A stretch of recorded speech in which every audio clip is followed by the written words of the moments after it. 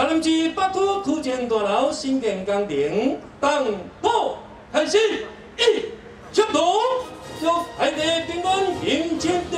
伫台南市长恩伟提甲北区区长、民政局长、社会局长以及多位议员的精神之下，台南市北区新建区前大楼铁墙工程正式动土。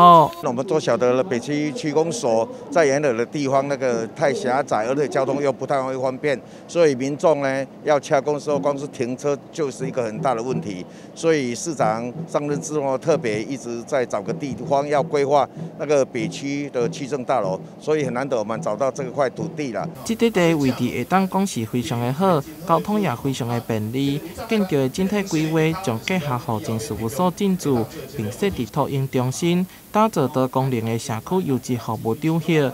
另外，也设计户外甲地下停车场，就会当提供176架机车甲27架的汽车停车位，解决车公民众的停车需求。工程预计伫114年8月完工。那将来这个营缮的经费总共高达2亿8千万哦，那可能再加上内部装修，可能要超过3亿。